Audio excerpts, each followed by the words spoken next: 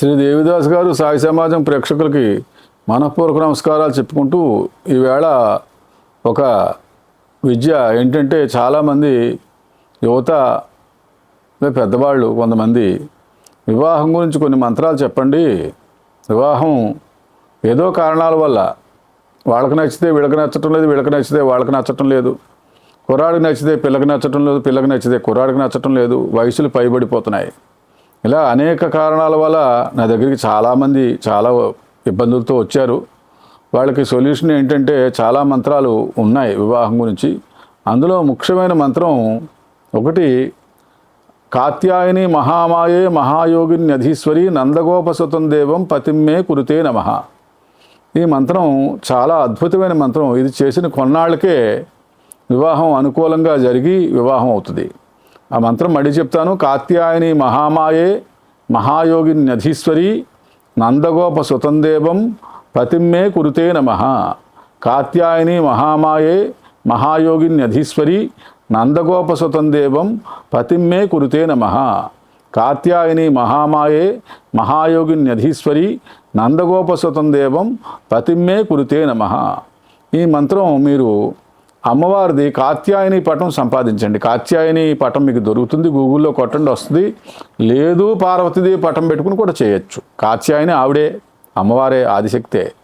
ఆదిశక్తి రూపాల్లో ఒక రూపమే కాత్యాయని రూపం.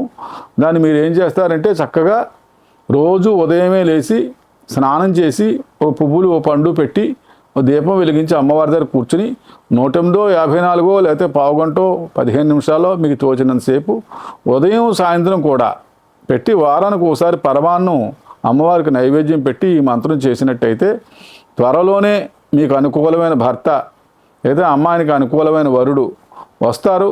వచ్చి వివాహం ఖచ్చితంగా అవుద్ది. ఇది మా జీవితంలో అనేక సంవత్సరాల నుండి అందరికీ ఇస్తున్న మంత్రమే. తర్వాత రెండో మంత్రం గణపతి మంత్రం. ఆ గణపతి మంత్రం వివాహ గణపతి. ఎలాంటి మంత్రం అంటే ఒక పసుపుతో గణపతిని తయారు చేయాలి. పసుపు కలిపి పచ్చి పసుపు కానీ లేకపోతే పసుపు గుండ కానీ కలపండి.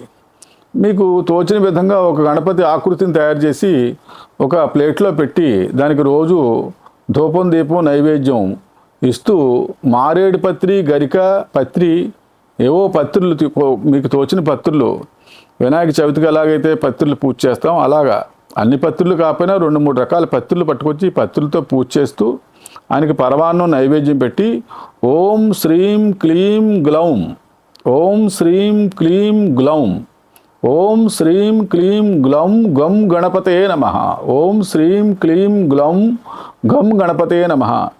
ఇది సిద్ధమంత్రం. గణపతి వివాహ సిద్ధమంత్రం అని ఉంది. అలాగే గణపతి ఎక్కడైనా మీకు దేవాలయంలో ఉంటే ఒక 15-20 బిందులు నీళ్లు అభిషేకం చేయండి. అలాగే నందీశ్వరుడికి అభిషేకం చేసినా వివాహం అవుతుంది. ఎన్నో కారణాల వల్ల అడ్డపడుతున్న వివాహాలు కొంతమందికి ఆగిపోతాయి, కుదిరి వెనక్కి వెళ్ళిపోతాయి. అలాంటిది నందీశ్వరుడు అనుగ్రహం వల్ల వివాహం అవుతుందని శాస్త్రంలో చెప్పబడింది. ఆ నందికి అరటిపళ్ళు, ఏవో కుడుములు, పళ్ళు పట్టుకెళ్ళి నైవేద్యం పెట్టి నందీశ్వరుడికి శివాలయంలో ఒక 54 బిందులు అభిషేకం చేసినట్టయితే ఖచ్చితంగా వివాహం అవుతుంది. అలాగ మా జీవితంలో ఎన్నోసార్లు రుజువైంది. ఇది ఏమీ అనుమానించవలసిన పని లేదు. అలాగే గణపతి కూడా అభిషేకం చేసి కుడుములు నైవేద్యం పెడుతూ ఉన్నట్టయితే అవి వంశపారపర్యంగా కొన్ని మా జీవితాల్లో జరిగిన విశేషాలే మీకు చెప్తున్నాం. బెక్కబోలు గణపతి కానీ లేకపోతే అయినవీలు గణపతి కానీ లేకపోతే మీరు ఇంకో చోట గణపతి కానీ ఇంకో చోట గణపతి కానీ వారం వారం గణపతి ఆలయానికి వెళ్ళండి.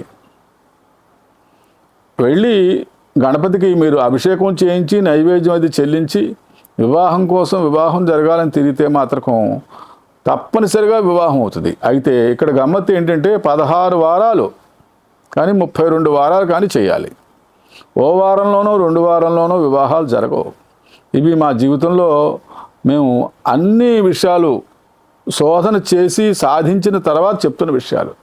అలాగే సుబ్రహ్మణ్య స్వామి గుడికి వెళ్ళి ఓం శ్రీం క్లీం గ్లౌం, ఓం శ్రీం క్లీం, ఓం శ్రీం క్లీం సౌం, ఓం శ్రీం క్లీం గ్లౌం కాదు శ్రీం క్లీం సౌం, ఓం శ్రీం క్లీం సౌం శరవణ భవ స్వాహ, ఓం శ్రీం క్లీం సౌం శరవణ భవ స్వహ. ఓం శ్రీం క్లీం సౌం శరవణ భవ స్వహ. ఈ మంత్రాలన్నీ మీకు పెడతారు. 1-2 సార్లు వినండి. విని అన్ని విధాలా బాగున్నాయి. మీకు ఏదైతే సులువుగా ఉందో ఆ మంత్రం చేయొచ్చు. ఒకే మంత్రం చేసి అది చేయాలని అయితే రూల్ ఏం లేదు, అలాగే నేను చెప్పబడలేదు. వివాహానికి సంబంధించి చాలామంది చాలా బాధలు పడుతున్నారు కాబట్టి చాలా ఇళ్లలో ఈ సమస్య ఉంది. చాలామంది ఎన్నో రకాలుగా వచ్చి నన్ను అడిగారు మంత్రాలు చెప్పమని. అప్పుడు చెప్పాము కొన్ని మంత్రాలు, అవి సరిగ్గా వచ్చి ఉండకపోవచ్చు. మళ్ళీ ఇంకోసారి మీకోసం ప్రత్యేకంగా ఈ ఎపిసోడ్లో చెప్పుకునేది ఏంటంటే, ఒకటి నందీశ్వరుడికి అభిషేకం చేసి నైవేద్యం చెల్లించడం ఒకటి, గణపతికి అభిషేకం చేయడం ఒకటి, హరిద్రా గణపతిని చేసి ఇంట్లో పెట్టి పత్రితోనూ పూలతోనూ పూజించి నైవేద్యం పెట్టడం ఒకటి, కాత్యాయని మహామాయే మహాయోగిని నదీశ్వరి నందగోపసుతం దేవం పతిమ్మే కురుతే నమః. ఆ మంత్రం ఎప్పటి నుంచో చాలామంది చెప్తున్నారు. చాలామంది మనకి మంత్రవేత్తలు, మంత్రశాస్త్రవేత్తలు ఈ మంత్రాన్ని ఒప్పుకున్నారు. ఇవి జరిగాయి. అలాగే గణపతి మంత్రం ఓం శ్రీం క్లీం గ్లౌం గం గణపతే నమః.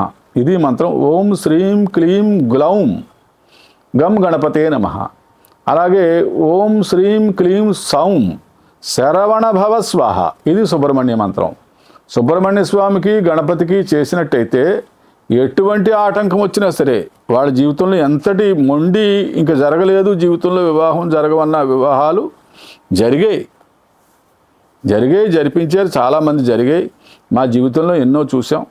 చాలా కష్టకాలంలో ఇక జరగవు అనుకున్న విషయాలు జరిగాయి. మంచి విషయాలు జరిగాయి, చక్కటి విషయాలు జరిగాయి.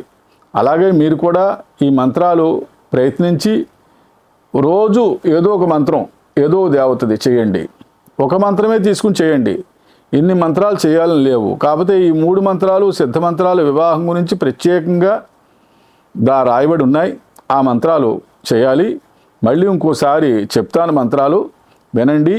కాత్యాయని మహామాయే మహాయోగిని నధీశ్వరి నందగోపసుతం దేవం పతిమ్మే కురుతే నమః. ఈ మంత్రాలన్నీ మీకు పెడతారు. కాత్యాయని మహామాయే మహాయోగిని నధీశ్వరి నందగోపసుతం దేవం పతిమ్మే కురుతే నమః. కాత్యాయని మహామాయే మహాయోగిని నధీశ్వరి నందగోపసుతం దేవం పతిమ్మే కురుతే నమః. కాత్యాయని మహామాయే మహాయోగిని నధీశ్వరి నందగోపసుతం దేవం పతిమ్మే కురుతే నమః. కాత్యాయని మహామాయే మహాయోగిని నధీశ్వరి నందగోపసుతం దేవం పతిమ్మే కురుతే నమః. ఇది కాత్యాయని మంత్రం. రెండో మంత్రం ఓం శ్రీం క్లీం గ్లౌం గం గణపతే నమః. ఓం శ్రీం క్లీం గ్లౌం గం గణపతే నమః. ఓం శ్రీం క్లీం గ్లౌం గం గణపతే నమః. ఓం శ్రీం క్లీం గ్లౌం గం గణపతే నమః. ఇది గణపతి మంత్రం. మూడో మంత్రం ఓం శ్రీం క్లీం సౌం శరవణ భవ స్వాహ. ఓం శ్రీం క్లీం సౌం శరవణ భవ స్వాహ. అది సుబ్రహ్మణ్య స్వామి గుడికి వెళ్ళి ఆయనకి చలివిడి, వడపప్పు, పానకం, నాగులగుడ్డ అన్నీ ఇచ్చి చేసినట్టయితే ఆయన అనుగ్రహం వల్ల కూడా సంతానం, వివాహం 2 ఇవ్వగలడు. గణపతి కూడా అంతే. ప్రతి మంత్రంలో శక్తి ఉంది. ఇవి చెయ్యండి. చేసి లబ్ధి పొంది సుఖ సంతోషాలతో భోగభాగ్యాలతో బతుకుతారని కోరుకుంటూ, ఈవేళ చిట్కా వైద్యం ఏంటి అంటే, చాలామంది కడుపు ఉబ్బరంతో బాధపడుతూ ఉంటారు. గ్యాస్ట్రిక్ ట్రబుల్ అది సర్వసాధారణం అయిపోయింది. ప్రతి ఇంట్లోనూ జ్వరబడింది ఆ రోగం. అవి ఇంకా ఎక్కువయ్యాయి. ఎంతవరకు ఎక్కువయ్యాయి అంటే చాలా ఎక్కువైపోయాయి. చాలామందికి ఆకలి లేకపోవడం, కడుపు చాలా బలువారంగా ఉండడం, కడుపు ఉబ్బిపోవడం, ఇలాంటి సమస్యలతో బాధపడుతున్న వారికి చక్కటి చిట్కా వైద్యం ఉంది. దోరగా నేతిలో వేయించిన సొంఠి తీసుకోండి. ఒక 100 గ్రాములు 50 గ్రాములు సొంఠి ఎప్పుడు కూడా నేతిలో వేయించి గుండ కొట్టి వస్త్రగాళితో చేయండి, లేదా జల్లిడి పట్టండి. దానికి సమానంగా కొంచెం బెల్లం కలిపి చిన్న చిన్న ఉండలు చేసి ఒక చోట పెట్టుకోండి. ఒక ఉండ వేసుకుని గోరువెచ్చని నీళ్ళు తాగండి. నిమిషాల్లో అన్నం జీర్ణానికి వస్తుంది. కడుపు బలువారం తగ్గుతుంది. కడుపులో ఆంబశ్లేష్మాలన్నీ కూడా సరవుతాయి. మోషన్ కూడా ఫ్రీగా అవుతుంది. నెయ్యి, నేతిలో వేయించిన సొంఠి పొడుము, బెల్లం అది వాడినా సరే, నేతిలో వేయించిన కరక్కాయి, బెల్లం ఈ 2 వాడినా సరే, రెండు కూడా అమృతం కంటే గొప్ప మందులు, చక్కటి మందులు. మన ఇండియాలో దేశీ వైద్యం, స్వదేశీ వైద్యాన్ని ఆదరించండి, గౌరవించండి. ఈ కార్యక్రమాన్ని ఆదరించండి, గౌరవించండి. ఇంకా ఎన్నో విషయాలు ఇలా చెప్పుకుంటూ మీ దగ్గర సెలవు తీసుకుంటున్నాను.